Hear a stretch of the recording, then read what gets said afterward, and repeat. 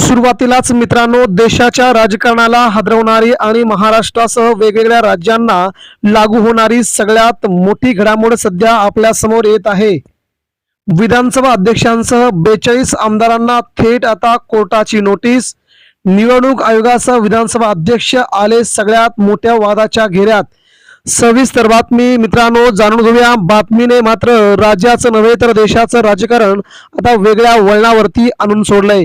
काय घडलंय बातमीमध्ये, महाराष्ट्रासह देशाचं राजकारण कसं एकदाच फिरलंय ते आता आपण जाणून घेऊया। मित्रांनो, महाराष्ट्रामध्ये गेल्या 5 वर्षापासून ज्या प्रकारचं राजकारण केलं गेलं त्या राजकारणाचे बळी सर्वसामान्य नागरिक आणि सर्वसामान्य जनता झालेली आपण पाहिलंय।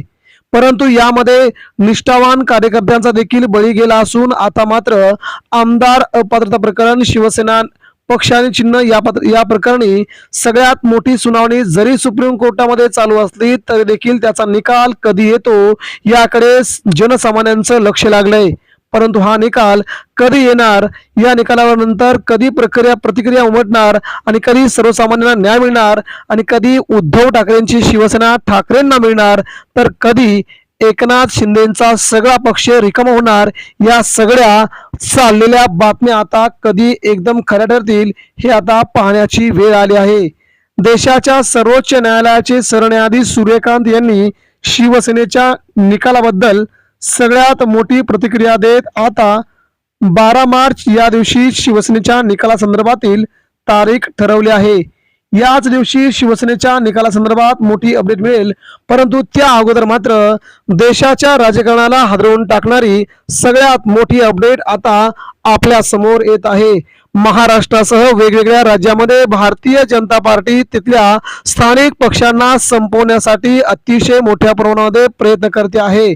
देशाच्या एकाही राज्यामध्ये स्थानिक पक्ष टिकले नाही पाहिजेत, स्थानिक पक्ष आता मोठे झाले नाही पाहिजेत असं विचारत सध्या देशाचं राजकारण फक्त भारतीय जनता पार्टी हा एकच पक्ष राहिला पाहिजे, ही भारतीय जनता पार्टीची जी मानसिकता आहे ती आता कुठेतरी संपवून टाकायची, खोडून टाकायची असा प्रयत्न आता सुरू झाला आहे।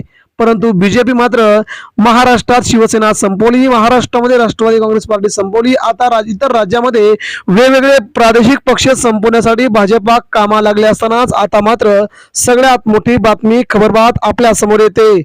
सध्या देशाच्या राजकारणात खळबळ उडून देणारी कायदेशीर घडामोडीने राजकीय वातावरण तापल्याचं आपण पाहतोय। निवडणुकीमध्ये गैरप्रकार आणि प्रतिज्ञापत्रामध्ये माहिती लपवल्याच्या वेगवेगळ्या आरोपावरून आता मात्र विधानसभा अध्यक्ष आणि 42 आमदार यांना जबरदस्त फटका बसलाय। मित्रांनो, पाटणा उच्च न्यायालयाचे विधानसभा अध्यक्ष प्रेम कुमार यांच्यासह तब्बल 42 आमदारांना नोटीस बजावली आहे।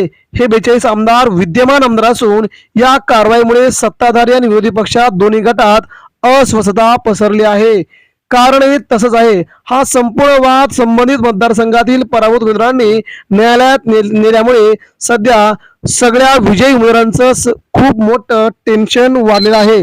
तशा प्रकारचा निकाल शिवसेनेच्या बाबतीमध्ये सर्वोच्च न्यायालयातून येऊन विधानसभा अध्यक्ष आणि केंद्रीय निवडणूक आयोग यांच्याबद्दल सुप्रीम कोर्ट असा निर्णय देईल अशी अपेक्षा आहे। बिहारच्या राजकारणामध्ये नितीश कुमार असतील, या नितीश कुमार यांच्या पक्षाला समूळ नष्ट करण्यासाठी, त्यांचा पक्ष आपल्या भाजपात घेण्यासाठी भारतीय जनता पार्टी कामा लागली आहे। त्यांचे 42 आमदार अपात्र करत विधानसभा अध्यक्ष यांना देखील सगळ्यात मोठा धक्का भाजपने दिला आहे।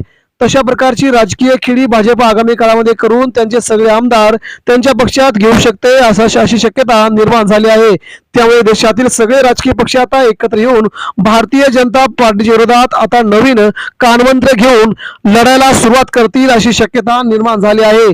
त्यामुळे चंद्रबाबू नायडू, नितीश कुमार, इकडे उद्धव ठाकरे, शरद पवार, वेगवेगळ्या पक्षातील वेगवेगळे नेते आता एकत्र येऊन भारतीय जनता पार्टीला केंद्रातून कसा खाली खेचता येईल या दृष्टीने पावलं चालू केले आहेत।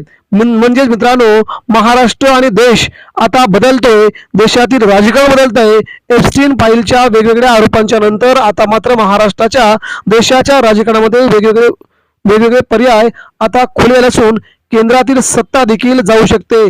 त्यामुळे आगामी काळामध्ये महाराष्ट्राचं राजकारण देखील बदलेल. एकनाथ शिंदेची शिवसेना भाजपपासून दूर जाईल आणि शिंदेची शिवसेना 12 मार्च या दिवशी सगळेच आमदार अपात्र होतील अशी शक्यता कपिल सिब्बल यांनी व्यक्त केली आहे. एकंदरीत सुप्रीम कोर्टामध्ये अशा प्रकारे घडलेल्या घटनांना कधीही पुढे वाव मिळत नाही. त्या घटनेला अपात्र किंवा त्या घटना निलंबित केल्या जातात. यामुळे आगामी काळामध्ये सुप्रीम कोर्टामध्ये राहुल नार्वेकर यांच्यासह केंद्रीय निवडणूक आयोगाचे अध्यक्ष यांसह शिंदे गटाला जोरदार धक्का बसून त्यांचे 40च्या 40 आमदार अपात्र होऊ शकतात अशी शक्यता सध्या निर्माण झाली आहे. परंतु त्यासाठी आपल्याला 12 मार्च पर्यंत वाट बघावी लागेल. मात्र सुरुवातीला कपिल सिब्बल यांच्या म्हणण्यानुसार इथे मात्र ठाकरेंचा पहिला मोठा विजय देशाच्या राजकारणामध्ये खळबळ उडवणार असेल हे मात्र नक्की. यावरती आपल्या प्रतिक्रिया द्या.